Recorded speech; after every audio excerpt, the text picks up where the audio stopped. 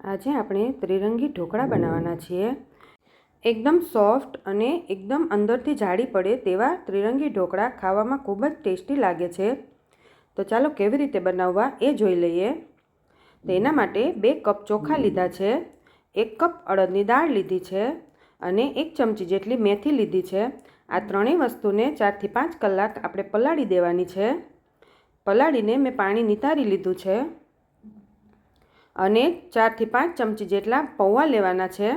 એ પૌવાને જ્યારે આપણે દાળ પીસવાની હોય ત્યારે જ 5 મિનિટ માટે જ પલાળવાના છે। હવે આપણે દાળને પીસી લેવાની છે, તો તેને મિક્સર જારમાં એડ કરી દઈએ। બધું એક સાથે જ હું એડ કરી દેવાની છું। અત્યારે આપણે પાણી સહેજ પણ એડ નથી કર્યું। 3/4 કપ જેટલું દહીં લેવાનું છે, પણ પહેલાં આપણે અડધો કપ દહીં નાખીને પહેલાં પીસી લેવાનું છે। થોડું એવું પીસાઈ ગયા પછી પાછો 1 મોટા ચમચા જેટલું દહીં એડ કરી દઈએ અને પછી તેને પીસી લઈએ। દહીંનું પ્રમાણ વધારે ઓછું એડ થઈ શકે છે। હવે આ રીતે આપણું બેટર હોવું જોઈએ। તો આપણે તેને એક તપેલામાં કાઢી લઈએ અને 2 મિનિટ માટે ફેંટી લઈએ। 2 મિનિટ માટે ફેટાઈ જાય પછી આપણે તેને આખી રાત ઢાંકીને મૂકી દેવાનું છે। 12 કલાક પછી જોઈએ તો આથો આપણો ખૂબ જ સરસ આવી ગયો છે। તો હવે આપણે આથાને મિક્સ કરી દઈએ અને પછી તેમાં આપણે જરૂર પ્રમાણે મીઠું એડ કરવાનું છે। મીઠું આપણે રાત્રે એડ નથી કર્યું એટલે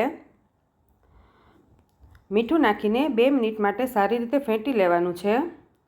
હવે 1 ચમચી જેટલું કાચું તેલ એડ કરી દઈએ। તેલ એડ કરવાથી ઢોકળા આપણા ઠંડા થઈ જાય તો પણ અંદરથી સોફ્ટ જ રહે છે અને ખાવામાં ડૂચો નથી વળતો। હવે આપણે એક બાઉલમાં 2 થી 3 ચમચા જેટલું બેટર લઈ લઈએ। તેમાં અડધો કપ જેટલી પાલકને મેં બાફીને પેસ્ટ બનાવી લીધી હતી। અહીંયા મેં પાલકને પ્લેન જ પેસ્ટ કરી છે, તમે આદુ મરચાં નાખીને પણ પેસ્ટ કરી શકો છો। આદુ મરચાં નાખીએ તો થોડું બેટર તીખું થઈ જાય છે એટલે મેં નથી કર્યું। હવે પાલકની પેસ્ટને સારી રીતે મિક્સ કરી દઈએ। પછી 1/4 ટીસ્પૂન જેટલો બેકિંગ સોડા એડ કરીને સારી રીતે મિક્સ કરી લેવાનું છે। બેકિંગ સોડા નાખવાની જ્યારે આપણે પ્રોસેસ કરીએ ત્યારે જ સ્ટીમરને ગરમ થવા મૂકી દેવાનું। હવે આપણે તેલથી ગ્રીસ કરેલી ડીશમાં આ બેટર એડ કરી દઈએ અને તેને આપણે સ્ટીમર પહેલેથી જે ગરમ છે તેમાં મૂકી દઈએ। હવે આપણે બીજું બેટર તૈયાર કરીએ એટલી જ વાર આને ઢાંકીને મૂકવાનું છે। હવે બીજું બેટર આપણું પ્લેન વ્હાઈટ છે, તો તેમાં પણ એ જ રીતે 2 થી 3 ચમચા લઈને આપણે 1/4 ટીસ્પૂન જેટલો બેકિંગ સોડા એડ કરી દેવાનો। સારી રીતે મિક્સ કરી દઈએ અને તેને ઉપર પાથરી દઈએ। આ રીતે ચમચીથી આપણે થોડું ફેલાવી દેવાનું। હવે ત્રીજું પળ કરવાનું છે, તો ત્યારે પણ આપણે 2 મિનિટ માટે ઢાંકી દેવાનું। ત્રીજું પણ એ જ રીતે પ્રોસેસ કરવાનું છે। મેં અહીંયા 1/4 ટીસ્પૂન જેટલી હળદર એડ કરી છે। તમે ગાજરની પેસ્ટ પણ એડ કરી શકો છો। ગાજરની પેસ્ટથી એકદમ ઓરેન્જ કલર આવે છે। હવે અહીંયા પણ આપણે 1/4 ટીસ્પૂન જેટલો બેકિંગ સોડા એડ કરીશું।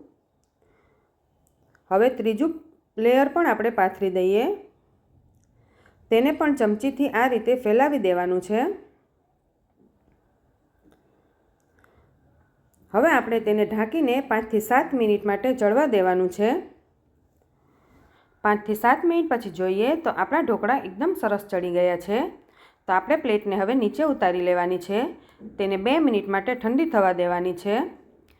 હવે તેમાં આપણે કટ લગાવી દઈએ।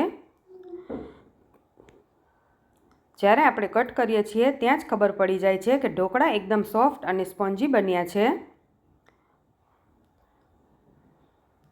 આ રીતે બધા ઢોકળાને આપણે કટ કરી લઈએ અને આની ઉપર તમે તેલ અને લીમડાનો વઘાર પણ કરી શકો છો, મેં નથી એડ કર્યો। ઢોકળા આપણા એકદમ સોફ્ટ બન્યા છે।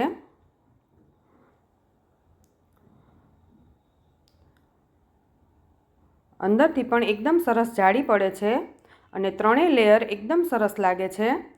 તો જોતાં જ ખાવાનું મન થઈ જાય તેવા ત્રિરંગી ઢોકળા આપણા તૈયાર થઈ ગયા છે। આ ઢોકળા તમે બાળકોને લંચ બોક્સમાં પણ આપી શકો છો। તો તમે પણ ઘરે જરૂરથી ટ્રાય કરજો અને હા, સબસ્ક્રાઈબ કરવાનું ન ભૂલતા।